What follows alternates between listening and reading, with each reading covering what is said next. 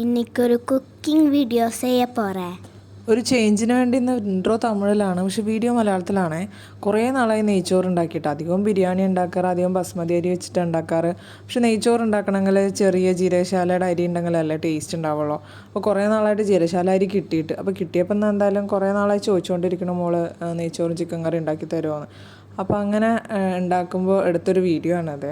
കുറച്ച് നെയ്യും വെളിച്ചെണ്ണയും ഒഴിച്ചിട്ട് അതിൽ അണ്ടിപ്പരിപ്പും മുന്തിരി ഒന്ന് വറുത്ത് കോരുക. അധികം ഡാർക്കായി കരിച്ചൊന്നും എടുക്കണ്ട. ഒന്ന് കളറ് മാറി വരുമ്പോഴത്തേനും അതിട്ട് മുരിച്ചെടുക്കുക.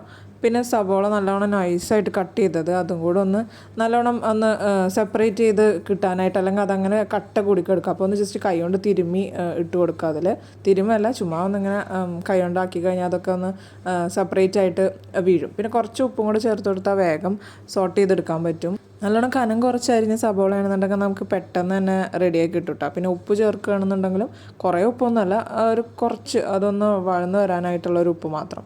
പിന്നെ ഇതുപോലത്തെ ഒരു കളറാകുമ്പോഴത്തേനും കുറേ കളറ് നല്ലോണം ഡാർക്ക് കളറാവാൻ നിൽക്കണ്ട, കാരണം നമ്മൾ എടുത്തു കഴിഞ്ഞാലും അതിൻ്റെ കളറ് ചേഞ്ച് ആവും. നല്ല ഡാർക്കായിട്ട് എടുത്തു കഴിഞ്ഞാൽ അതൊരു കരിഞ്ഞ പോലെ ആയിരിക്കും നമുക്ക് കിട്ടുക. പിന്നെ അറിയാമല്ലോ, നെയ്ച്ചോറ് ഉണ്ടാക്കാനായിട്ട് ജീരകശാല അല്ലെങ്കിൽ കൈമ അരിയാണ് ഏറ്റവും ബെസ്റ്റ് എന്ന് പറയുന്നത്. അതിൻ്റെ മണവും അതിൻ്റെ ആ ഒരു ടേസ്റ്റും വേറെ ഏത് അരി കൊണ്ട് വെച്ചാലും നെയ്ച്ചോറിന് കിട്ടില്ല. അപ്പോൾ അത് ഞാനൊരു 1.25 ഗ്ലാസ്സാണ് എടുത്തത്. ഒരു സ്റ്റീൽ ഗ്ലാസ് കണ്ടില്ലേ, അത് ആ ഗ്ലാസ്സിൽ അതേ അളവിൽ തന്നെ അതിൻ്റെ ഇരട്ടി വെള്ളം എടുത്തിട്ടുണ്ടായിരുന്നു. 3 ഗ്ലാസ്സാണ്. 3 ഗ്ലാസ്സിനെക്കാട്ടി ഒരു 2-3 സ്പൂണൊക്കെ ചിലപ്പോൾ കുറവുണ്ടാവുമായിരിക്കും, കറക്റ്റായിരിക്കില്ല അത്. പിന്നെ നമ്മൾ നെയ്യും വെളിച്ചെണ്ണയൊക്കെ ഒഴിച്ചിട്ട് സ്പൈസസ്, നമ്മൾ ബിരിയാണിക്ക് ഇടുന്ന സ്പൈസസ് ഒക്കെ ഉണ്ടല്ലോ, ഏലക്ക, കറിയാമ്പൂ, പട്ട, ഈ സാധനങ്ങളൊക്കെ അതിന് പ്രത്യേകിച്ച് കണക്കൊന്നുമില്ല, ഒരു 2-3 ഒക്കെ ഇടും. ഗ്രാമ്പൂ എല്ലാം കൂടെ ഇട്ടിട്ട് ഒന്ന് പൊട്ടി വരുമ്പോൾ സവോള, ഒരു പകുതി സവോള ചേർത്ത് വഴറ്റുക. ഈ കഴുകി വാർത്ത് വെച്ച അരിയും കൂടെ ചേർത്തിട്ട് നല്ലോണം ഇളക്കി കൊടുക്കാം. അരി ഇങ്ങനെ വറുത്തെടുക്കണം എന്തിനാന്ന് വെച്ച് കഴിഞ്ഞാൽ, നമ്മൾ നെയ്ച്ചോറ് ഉണ്ടാക്കുമ്പോഴത്തേനും ഇങ്ങനെ ആകെ ഒരു പശ പോലെയും ഒട്ടിയൊക്കെ ഇരിക്കും. അതില്ലാണ്ടിരിക്കാനാണ് ഇങ്ങനെ വറുത്തിട്ട് വെക്കുന്നത്. ഇതല്ലാണ്ടും ചെയ്യുന്നവരുണ്ട്, പക്ഷെ എനിക്ക് കുറച്ചുകൂടെ ഇതാണ് ബെറ്ററായിട്ട് തോന്നിയേക്കുന്നത്. ഞാൻ വെള്ളം ഓൾറെഡി തിളപ്പിച്ച് വെച്ചിട്ടുണ്ടായിരുന്നു. അളന്ന് തിളപ്പിച്ച് വെച്ച വെള്ളം ഈ ഒരു 2-3 മിനിറ്റ് വഴറ്റി ഈ അരിയിലേക്ക് ഒന്ന് ഒഴിച്ചു കൊടുത്തിട്ട് ഉപ്പ് കറക്റ്റായിട്ട് നോക്കുക. ഉപ്പ് എപ്പോഴും അറിയാമല്ലോ, ബിരിയാണിയായാലും നെയ്ച്ചോറായാലും ഒരു പൊടിക്ക് മുന്നിൽ നിൽക്കുന്ന രീതിയിലാണ് നമ്മൾ എടുക്കുക. പിന്നെ ഒരു പകുതി ചെറിയ നാരങ്ങയുടെ പകുതി പിഴിഞ്ഞു കൊടുത്തിട്ടുണ്ട്.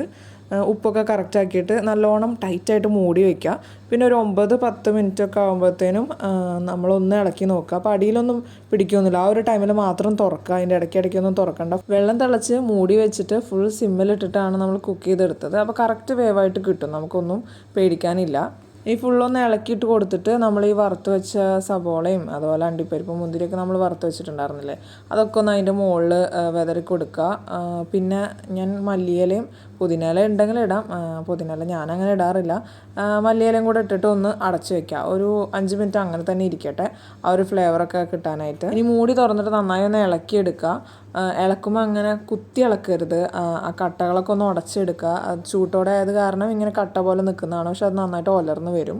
റൈസ് ഉണ്ടാക്കുന്ന സമയം കൊണ്ട് തന്നെ അപ്പുറത്ത് ചിക്കൻ കറി കുക്കറിൽ ഇട്ടുണ്ടായിരുന്നു. അപ്പോൾ അത് വെന്ത് വന്നു. നെയ്ച്ചോറിനായതുകൊണ്ട് തന്നെ അധികം വറ്റിച്ചൊന്നും എടുത്തില്ല, കുറച്ച് ചാറോടെ ആയിരുന്നു കറി.